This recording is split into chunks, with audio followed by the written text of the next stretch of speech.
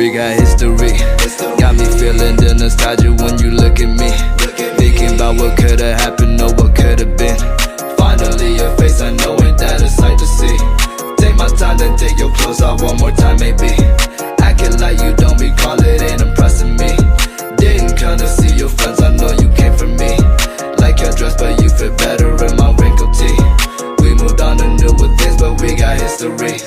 Put my feelings all aside, don't know what to make it right. Pictures popping on my mind, all these occasions, let's work it out. Halo Sobat Paiwakan, jumpa lagi dengan saya Agustinus, penyuluh perikanan Kota Baru. Pada video kali ini saya akan mencoba memberikan informasi tentang seputar transportasi benih ikan dan beberapa hal yang harus kita perhatikan dalam melakukan kegiatan transportasi benih ikan. Transportasi atau pengangkutan benih ikan merupakan kegiatan penting dalam budidaya ikan di Kota Baru, karena bibit ikan ini biasanya didatangkan dari luar daerah yang cukup lama perjalanan, sehingga hal-hal tertentu harus kita persiapkan.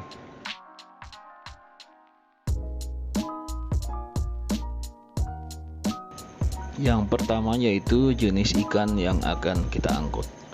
Karena setiap ikan itu ada perbedaan-perbedaan, seperti contohnya ikan mas dan ikan lele, di mana ikan mas ini cenderung lebih susah beradaptasi dibandingkan ikan lele, sehingga jumlah kepadatan pada saat pengangkutan pun harus dikurangi juga dibandingkan ketika kita mengangkut bibit ikan lele. Yang kedua yaitu usia dan ukuran ikan. Semakin tua usianya, tentu saja ukurannya pun akan semakin besar dan kebutuhan oksigennya semakin banyak, sehingga rasio air dan oksigen saat pengangkutan pun harus lebih banyak oksigennya. Yang ketiga yaitu temperatur air.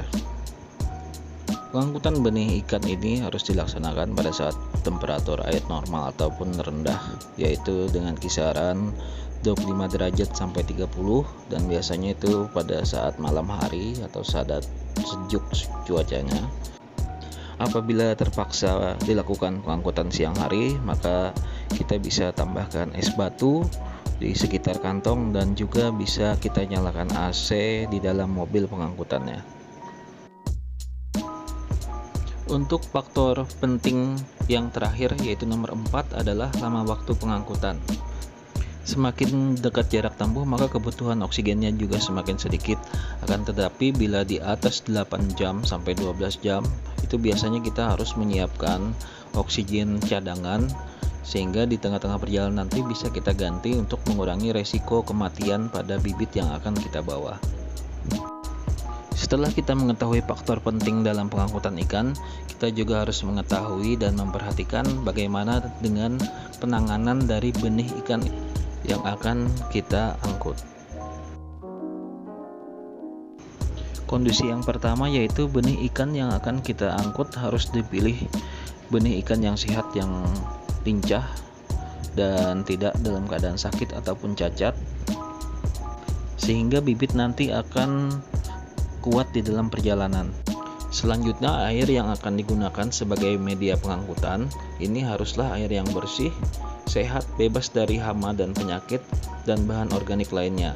Sebagai contohnya adalah air sumur yang kita belikan aerasi dulu sebelum kita gunakan untuk pengangkutan ikan. Air media yang akan digunakan untuk mengangkut ini harus benar-benar sesuai dengan kebutuhan ikan, karena ikan yang diangkut ini sangat bergantung sekali kehidupannya dengan air yang ada di dalam wadah pengangkutan nanti.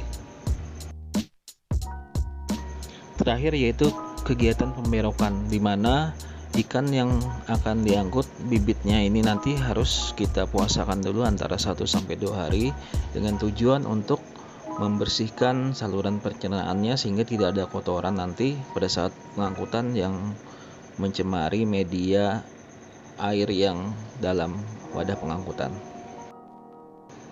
Demikianlah Sobat Paiwakan, faktor penting dan kondisi yang harus kita perhatikan ketika kita akan melakukan transportasi atau pengangkutan benih ikan dari satu wadah pemeliharaan bibit ke wadah pembesaran.